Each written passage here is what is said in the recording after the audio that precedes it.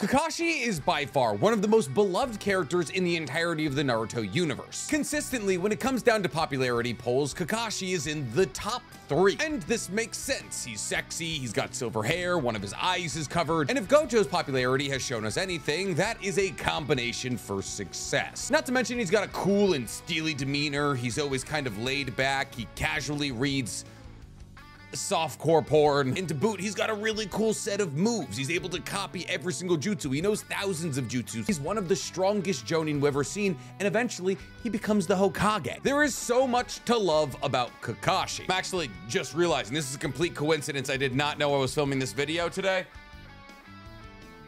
I'm wearing my Kakashi shirt. But of this myriad of things to love about Kakashi, there's some things about him that are hard to love. And the most notable of these things is his tenure as a sensei. See, while Kakashi might be cool and laid back and powerful, there's one thing he wasn't great at, and that was teaching. See, while many people remember the pre-Shippuden days fondly because of Team 7 all being together, training, hanging out, the cool dynamic between all of the characters, once you go back to the pre-Shippuden, and especially the pre-Chunin exam arcs, you realize Kakashi might be the worst sensei in the entirety of Naruto. I'm not even talking just within Konoha. I'm not even talking just within Kakashi's generation. He might be straight up the worst sensei. Now I know what you're saying, But Team 7 are the strongest team in history. Sakura, Sasuke, and Naruto are all high Hokage level threats. And in that regard, you're absolutely right. Even Kakashi himself is a mid to high Hokage level threat. Still, none of that has anything to do with Kakashi outside of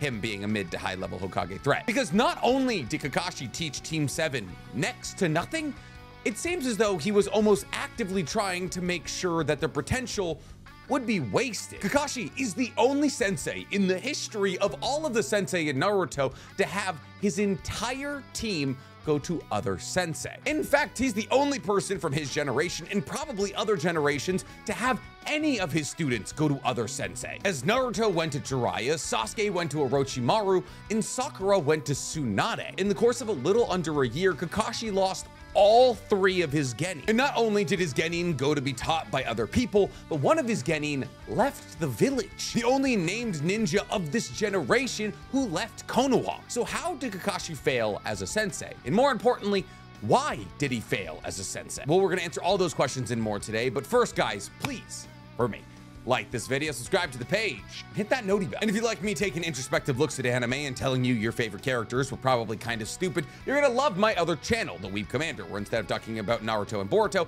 I talk about all other anime. And if you love the idea of me realizing that I'm actually the stupid one in regards to anime, you're gonna love my podcast, Otaku's Anonymous, where me and Danny Mata break down everything that happened in anime this week. It's available on YouTube, Spotify, and Apple Podcasts. But before we get into all that, guys, today we have one of our favorite reoccurring sponsors to the page, BetterHelp.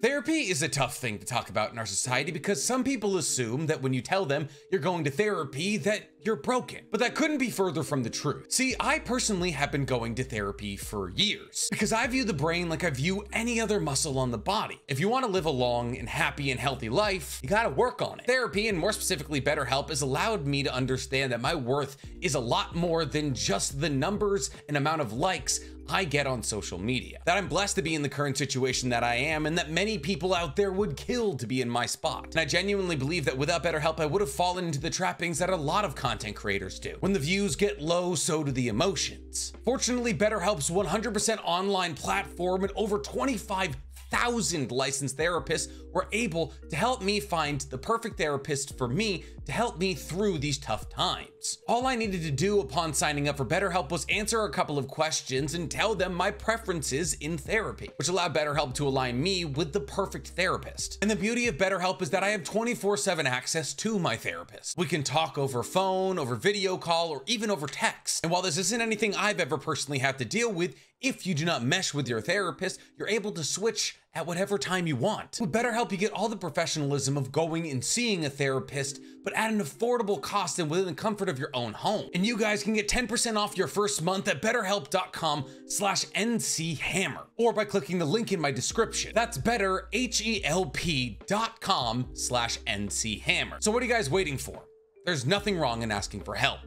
I know I have. So Kakashi, great at so many things, copying jutsu, fighting off hidden Miss Shinobi, secretly marrying Guy, but very clearly not great at teaching his genin. But what do I mean by this? There's tons of people out there who believe that Kakashi is one of the greatest sensei in all of Naruto. Well, let's go over it. How was Kakashi a bad sensei? Well, from the jump it appeared as though Kakashi was only ever truly interested in teaching Sasuke. And while having a favorite amongst your genin team isn't necessarily the worst thing, God knows Guy has one, every other jonin who had a favorite amongst their genin still took time out of their days and their training regimens to make sure that the other genin were still learning. Asuma had Shikamaru, Guy had Lee, Kurenai had Hinata, and Kakashi had Sasuke. Now, the reason that Kakashi was probably so interested in Sasuke is because he saw a lot of himself in Sasuke. Sasuke was the last standing Uchiha, and Kakashi was the only person in the village with a Sharingan, and therefore Kakashi was really the only suitable person to teach Sasuke how to use the Sharingan in the first place. Not to mention that Sasuke had dealt with an immeasurable amount of loss, and while technically Sasuke had lost more people in his life than Kakashi, on like a sheer numbers basis, Kakashi had also lost everybody in his life that was ever important to him, and therefore Kakashi, better than anybody in the village, could understand the hatred and the isolation that bubbled within Sasuke. And therefore Kakashi taking more interest in Sasuke than Naruto and Sakura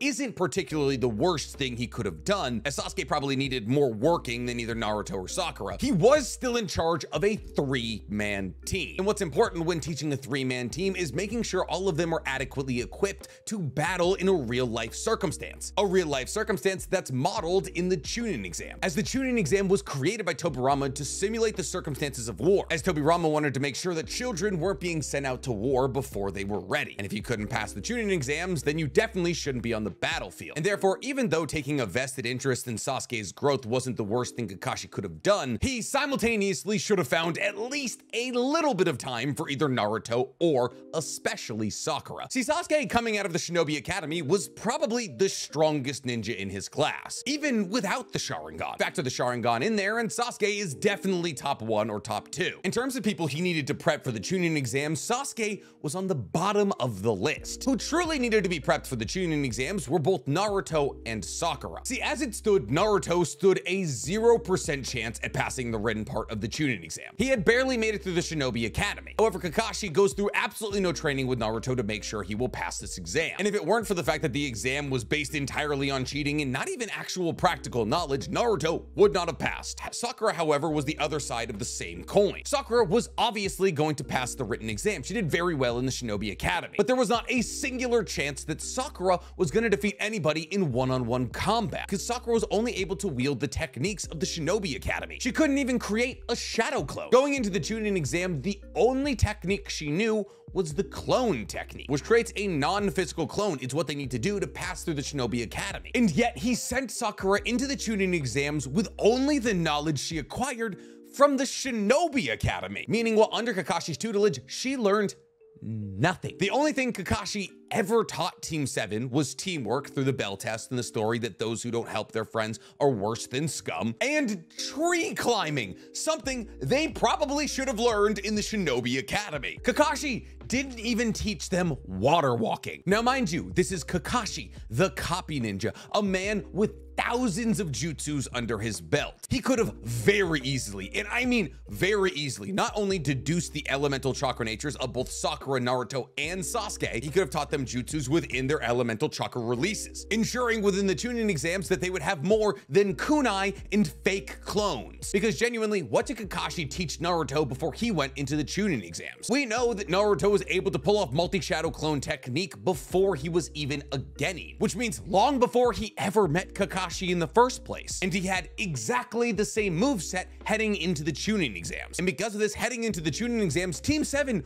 was drastically underprepared. You could say that Naruto's strength in the Chunin exams was medium to high, with Sasuke's ability being high. But once again, the Chunin exams are built around a 3-man team, and Sakura's skill was low to very low. She was, for all intents and purposes, an anchor on Naruto and Sasuke, bringing them a step down in terms of skill. I mean, yes, she had intellect. Yes, she had some basic trap-making ability, and yes, she had iron will. But unfortunately, that only gets you so far. And therefore, in one of the most dangerous things these genin would ever undertake, she was an absolute liability. And genuinely, you can't even fault her for that, because Kakashi not taking the time to train Sakura is doubly bad when you consider the fact that she is one of only 2 of the original Konoha 12 that doesn't hail from a ninja family. Every other member of the Konoha 12 comes from a ninja family who taught them techniques when they were young. Shikamaru comes from the Nara, they had shadow technique. Choji comes from the Akamichi, who had partial expansion. Ino came from the Yamanaka, who had the mind transfer technique. Hinata and Neji came from the Hyuga and had Byakugan. Kiba came from the Inuzuka and had a ninja hound. Shino came from the Aburame and might have been stronger than Sasuke in the Chunin exam. The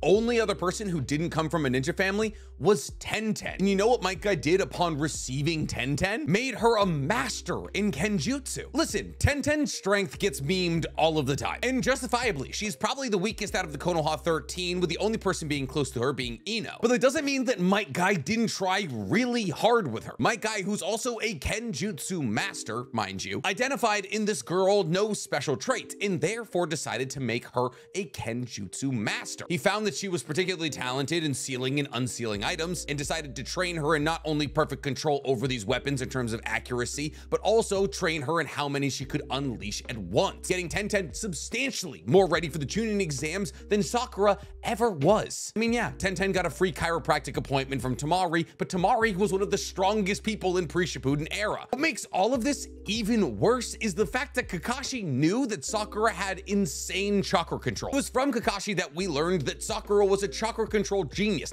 and therefore she had an incredible chance at being a Genjutsu genius. And while yes, we don't see Kakashi use Genjutsu ever, I don't think. Maybe once or twice. He was a wielder of the Sharingan, which has intrinsic Genjutsu abilities. And considering the fact that Kakashi has copied thousands of jutsus, a couple of which are probably Genjutsu, there is no reason that Kakashi couldn't have taught Sakura a couple of basic Genjutsu before the Chunin exams, or ever for that matter. And even if he wasn't well suited to teaching her Genjutsu, there was quite literally one of the strongest Genjutsu specialists in the entire world with non-Sharingan based Genjutsu in Kurenai in the village. He could have pointed her in her direction, or he could have realized that the precise chakra control that she had would be able to boost her strength to a superhuman level, and could have focused on training in taijutsu with her, or could have sent her to train with Might Guy in taijutsu. But he did none of this. What he did instead was abandon her for a month. When Kakashi went to go train with Sasuke for a month to make sure he could channel the Chidori perfectly, he didn't leave Sakura with anybody to train with. He didn't give her a regiment of training. He just said,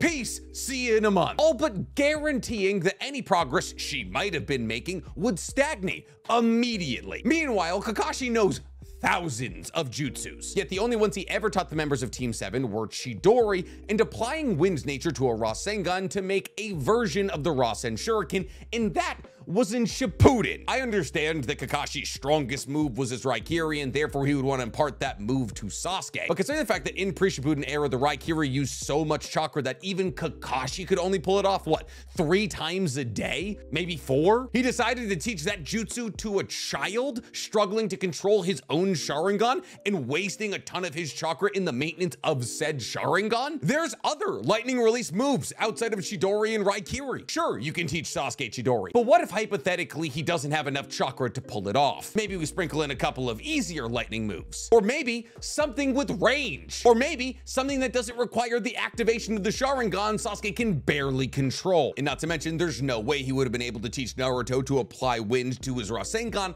without Yamato being there to suppress Naruto's Nine-Tails chakra. And don't even get me started on the fact that Asuma was actually probably more instrumental in Naruto's growth as it pertains to wind elemental release than Kakashi was in the first place. But I know what you're saying. You're saying, Nick, every single sensei only focused on one of their students. and like I stated earlier, yes, well, obviously every sensei had favorites. Every other sensei took time out of their day to make sure that they ensured every single one in their 3-man teams was growing either emotionally, physically, or jutsu-wise. Yes, obviously, Guy spent the majority of his time with Lee. That's because arguably, Lee was his biggest project. And Guy, a lot like how Kakashi saw a lot of himself in Sasuke, saw a lot of himself in Lee. But the difference between Guy and Kakashi here is that Lee started at 0. Sasuke started at 85, and Gaara was 100. In 1 year, yes, 1 year, Might Guy got Rock Lee from 0 to 98. In 1 year, Kakashi got Sasuke from 85 to 97? I personally think if Sasuke and Rock Lee had squared up pre-Shippuden, that Rock Lee would have rocked his shit. So not only did my guy put in substantially more work for Rock Lee, but like we've already touched on previously in this video, he also taught Tenten important ways to use her power. And yeah, she didn't end up powerful, but honestly, that was never really her destiny. And yeah, ability-wise, he probably didn't help Neji all that much, but he didn't know Gentle Fist, or have a Byakugan for that matter. Where my guy did help Neji is the same way that Rock Lee helped Neji, is the acknowledgement of the fact that they were born with nothing but achieved everything. And therefore, my guy was a big step in Neji's emotional journey. And while obviously Asuma's favorite was Shikamaru, Asuma more than anybody instilled a huge amount of teamwork into Inashika Cho. It was his responsibility. He taught them formations, ways to bounce their powers off of each other, always to work together. He did service to a 15-generation long formation of the Inashika Cho. And more than that, he was probably closer to his students than any other sensei, as he taught Shikamaru to overcome his laziness and actually became a father figure to him. He taught Choji to be more assertive and also became a father figure to him. And he taught Ino to take charge and use her intelligence and her abilities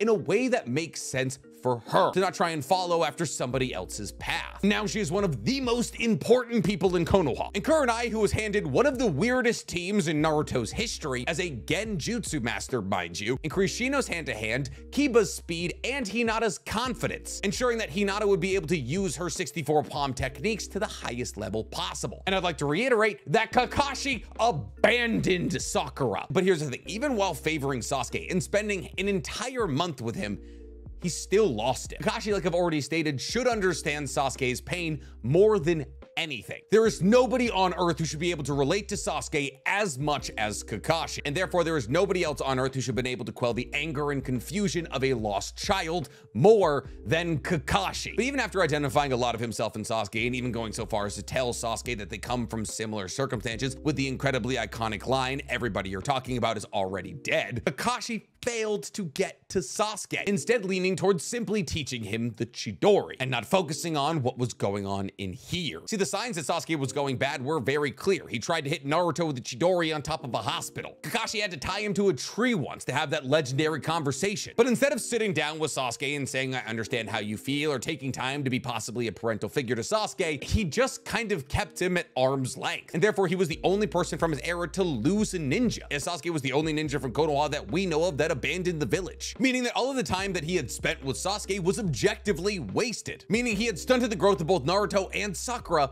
for nothing. And it's safe to say that without Jiraiya and Tsunade stepping in, both Naruto and Sakura wouldn't have been even 1/10 as powerful as they are now. Without Tsunade stepping into Sakura's life, who knows what kind of ninja she would have become? She probably would be dead. And Naruto, without the parental figure of Jiraiya stepping into his life, probably would have been led down the wrong path. I mean, think about it. In Naruto's life, he's had 3 teachers: Iruka, Kakashi, Jiraiya. 2 of those sensei he looked at like paternal figures. He loved Jiraiya like a father, to the point where his death absolutely devastated him. He probably would have asked Jiraiya to walk him down the aisle at his marriage if he was still alive, but instead he asked Iruka. But like, if Iruka had just caught some chakra illness and kicked the bucket, I don't think he would have asked Kakashi. I think he probably would have brought the ramen guy. Teiuchi, I'm better than that. So not only did Kakashi fail to teach Naruto and Sakura any meaningful jutsu, he also failed to reach them emotionally. And even though he did teach Sasuke the jutsu he would use for the rest of his life, he also failed to reach him emotionally. Why was Kakashi such a bad sensei? I mean, we've answered the how, but now why? Well, objectively, he was handed a really bad hand. He was given the last Uchiha, the demon fox, in a no-name ninja girl. But his hand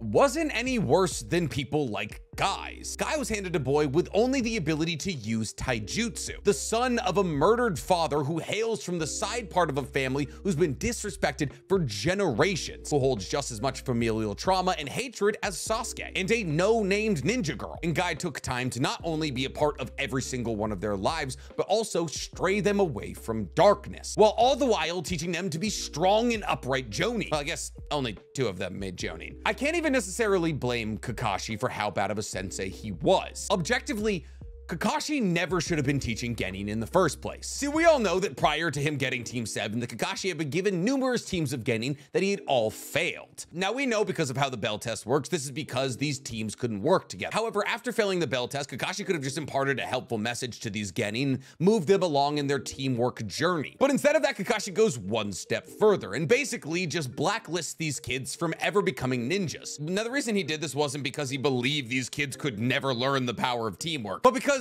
he was still carrying a lot of his trauma with him. We know that pre-Shippuden Kakashi didn't use his MS because it reminded him of murdering Rin. And the reason he didn't want these Genin to move forward with their ninja careers is because he didn't want them to die. See, Kakashi had seen firsthand what war looks like for a Genin or even a Chunin. Even though Rin and Obito were Chunin when they died, it wasn't enough. See, Kakashi, even when he was with Team 7, still had a lot of personal work to do. We know that after the death of Rin, he was placed in the Anbu, specifically by Minato, who believed that placing him in the Anbu would be the best thing for Kakashi, as he realized that Kakashi needed to be separated from regular people who called him a friend killer, and that possibly he would find solace amongst the Anbu. However, as an Anbu member, technically one of his roles was to protect the Hokage, but the role that was assigned to him was actually to protect his pregnant wife, Kushina. However, even though it was his role to protect Kushina on the night of Naruto's birth, he couldn't do that. He was barred from helping Minato and Kushina in their battle by Hiruzen and Danzo. And because of this, when he heard the news that both Minato and Kushina had died in this battle, he blamed himself. And since he was already in the Anbu at this point, this was his final straw. He threw away whatever semblances of humanity he had left and just became a human weapon. A human weapon who would dispatch of any enemies of the Leaf, no questions asked. In fact, his propensity for killing was so great that Danzo recruited him to the Root. And it wasn't until Yamato joined the Root and was sent to kill Hiruzen that Kakashi realized he needed to save Yamato from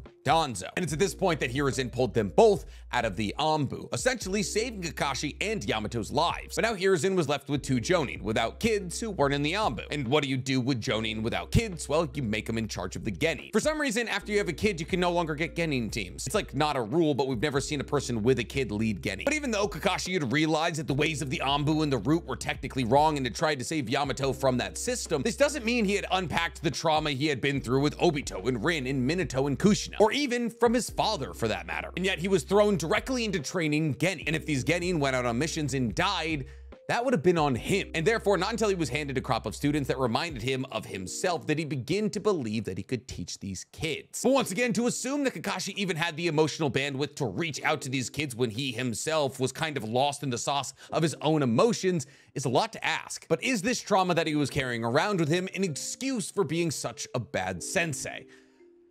Not really. If he truly saw a lot of himself in Sasuke and he was worried about Sasuke turning into the human weapon that he was in the Anbu, he should have tried harder. He actually could have helped himself in his own self-reflective journey of emotions by helping Sasuke. By guiding Sasuke away from the bad decisions that he made in the early parts of his life, he probably could have reflected on things he could do in the modern day to help himself. If he had just put more effort into making sure Sasuke was a better person and not just a more dangerous one, he probably would have saved him. And not only would he have saved Sasuke, he probably would have began his journey of healing a lot sooner. And if he was afraid of the Genin he was teaching dying, he should have prepared them better. Like if you're afraid of your Genin being caught in a situation that signals death for them, make sure they're prepared with jutsu or combat knowledge that'll get them out of that situation. And yet, he did neither of these things. See, Guy also lost his father, but Guy learned a lesson from it and imparted the lesson of his father's death onto Rock Lee and the rest of Team 7. That overwhelming power should only ever be used to protect those you love. And that lesson, well, it technically wasn't something that Neji or Tenten could ever use because they never had overwhelming power. It's something that Rock Lee lives by to this day. Well, obviously Kakashi was able to impart the message that those who abandon their friends are worse than scum, something that Naruto lived by forever, and something that Sasuke warmed up to eventually. Simply imparting the idea of not abandoning your friends isn't enough when you're concerned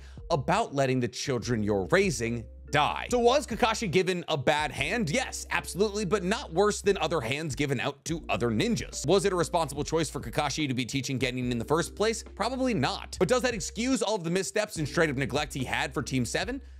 Now, Kakashi, while an incredible character, was a bad sensei, and that's just the reality of the situation. But that doesn't make him a bad person. He was an incredible Hokage. I just think at the current moment that he was given Team 7, he wasn't prepared to lead them, because that every single member of Team 7 had to go elsewhere to learn their most important abilities. So thank God for the legendary Sannin, because Kakashi sure as shit wasn't getting the job done. But what do you guys think? Do you guys think Kakashi was a good sensei? Tell me in the comments below. While you guys are down there, please for me.